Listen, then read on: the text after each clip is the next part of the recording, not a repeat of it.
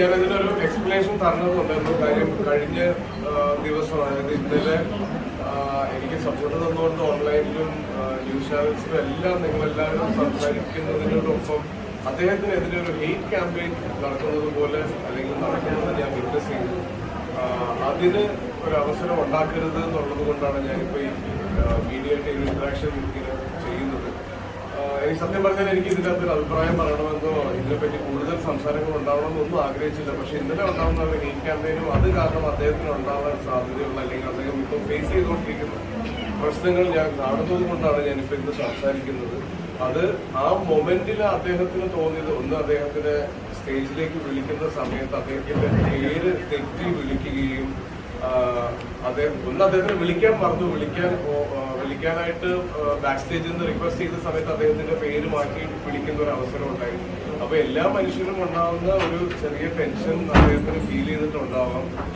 ഞാൻ മൊമെന്റ് കൊടുക്കുന്ന സമയത്തും അദ്ദേഹത്തിന്റെ കാലിനൊരു ബുദ്ധിമുട്ടുള്ളത് കൊണ്ട് സ്റ്റേജിലേക്ക് കയറാൻ പറ്റാതിരിക്കുന്നു. അപ്പൊ ഒരുപാട് പ്രശ്നങ്ങളുടെ ഇടയിലായിരുന്നു അദ്ദേഹം ഉണ്ടായിരുന്നത്. അപ്പൊ ആ ഒരു മൊമെന്റിൽ ചിലപ്പോൾ നമ്മളെല്ലാ മനുഷ്യന്മാരും റിയാക്ട് ചെയ്യുന്നത് പോലെ തന്നെയാണ് അദ്ദേഹം ചെയ്യുന്നത്. പക്ഷെ അത് ക്യാമറ ആംഗിളിലൂടെ വരുന്ന സമയത്ത് അത് കുറച്ച്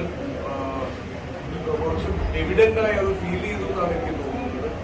എനിക്ക് അതിൻ്റെ അത് 100% ഒരു രീതിയിലുള്ള വിഷമമോ പരിഭവമോ ഉണ്ടായിട്ടില്ല.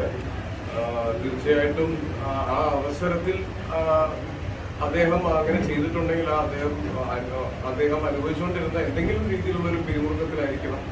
അതല്ലാതെ എനിക്ക് അതിൻ്റെ ഒരു ബുദ്ധിമുട്ടും ഫീൽ ചെയ്തിട്ടില്ല. എന്റെ റിയാക്ഷനിൽ നിന്നും നിങ്ങൾക്ക് എല്ലാവർക്കും അറിയാം. ഞാനത് കൊടുത്ത് അദ്ദേഹം ജയരാജ് സാറിനെ വിളിക്കുന്ന സമയത്ത് ഞാൻ അവിടെ നിന്ന് മാറി നിൽക്കുകയും ചെയ്തു. കാര്യം എനിക്ക് അവിടെ ചെയ്യാനുള്ള കാര്യം ഞാൻ ചെയ്ത് കഴിഞ്ഞിരുന്നു. പിന്നെ ഞാൻ അവിടെ നിൽക്കുന്നതിൽ കാര്യമില്ല. അപ്പൊ ഞാൻ അങ്ങോട്ട് മാറിയിരിക്കുകയും ചെയ്തതാണ്.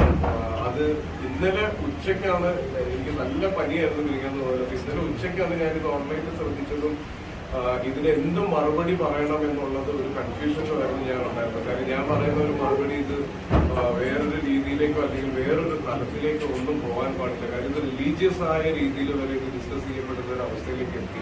അങ്ങനെ ഒന്നുമില്ല. അതൊരു മൊമെന്റിൽ അദ്ദേഹത്തിന് ഉണ്ടായ ഒരു തോന്നൽ അല്ലെങ്കിൽ ഒരു മിസ്അണ്ടർസ്റ്റാൻഡിംഗ് ആണ്.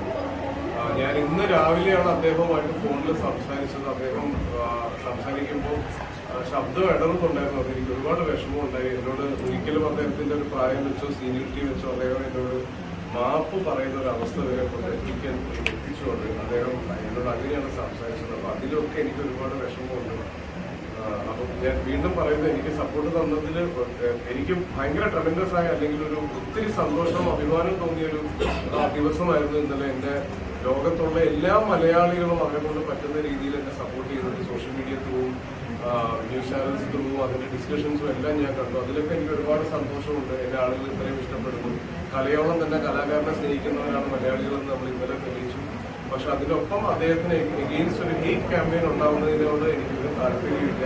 അദ്ദേഹം മനഃപൂർവ്വം ചെയ്തതല്ല. അദ്ദേഹം അങ്ങനെ മനഃപൂർവ്വം ചെയ്യുന്ന ഒരാളല്ല. ഒരു മനുഷ്യനും അങ്ങനെ ഒരു കലാകാരനും അങ്ങനെ ചെയ്യുമെന്ന് ഞാൻ വിശ്വസിക്കുന്നില്ല. അപ്പൊ ഇതിൽ വേറൊരു ഡിസ്കഷനിലേക്ക് ഇതിനെ കൊണ്ടുപോകരുത്. ഇത് കഴിഞ്ഞതായിട്ട് ഞാൻ ആഗ്രഹിക്കുന്നു.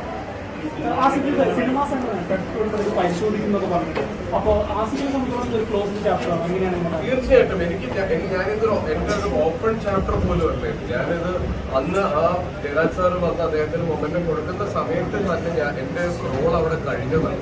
ഞാൻ ഇതിനെപ്പറ്റി വേറെ ഒരു രീതിയിലൊരു ബോധറേഷൻ എനിക്ക് ഇന്നലെ ഉണ്ടാവുകയോ വേറൊരു സംസാരം ഉണ്ടാവുക ഒന്നും ചെയ്തില്ല. ഇന്നലെ ഉച്ചയ്ക്ക് ഇതിനെപ്പറ്റി ഇത്രയും വലിയൊരു സംസാരത്തിലേക്ക് ഇത് പോയെന്ന് ഞാൻ ഇന്നലെ ഉച്ചയ്ക്ക് അറിയുമ്പോഴാണ് ഇതിനൊരു മറുപടി പറയണമെന്നുണ്ടായിരുന്നു. പക്ഷെ ഞാൻ പറയുന്ന മറുപടി വളരെ കാര്യം ഒരുപാട് പേര് എന്നെ സപ്പോർട്ട് ചെയ്ത് മുന്നോട്ട് വരുന്നുണ്ട്. അപ്പോൾ അവർക്കും അദ്ദേഹത്തിന് വിഷമമാവാത്ത രീതിയിലായിരിക്കണം ഞാൻ ഇതിനൊരു മറുപടി പറയേണ്ടതെന്ന് എനിക്ക് തോന്നി. അതാണ് ഞാൻ ഇത്രയും ലേറ്റ് ആയത്. ഇന്നിപ്പോ ഇവിടെ ആർട്സ് കോളേജിൽ ഒരു ഇവന്റ് ഉണ്ടായിരുന്നു. നേരത്തെ ഞാൻ കമ്മിറ്റ് ചെയ്തൊരു ഇവന്റ് ആണ്. അപ്പൊ എന്തായാലും നിങ്ങൾ എല്ലാവരും വരുന്നുണ്ടായിരുന്നു, എനിക്ക് അറിയാമായിരുന്നു. അപ്പൊ അതാണ് ഞാൻ ഇവിടെ ഇന്ന് ഈ ഒരു അവസരത്തിൽ പറയാമെന്ന് തീരുമാനിച്ചു.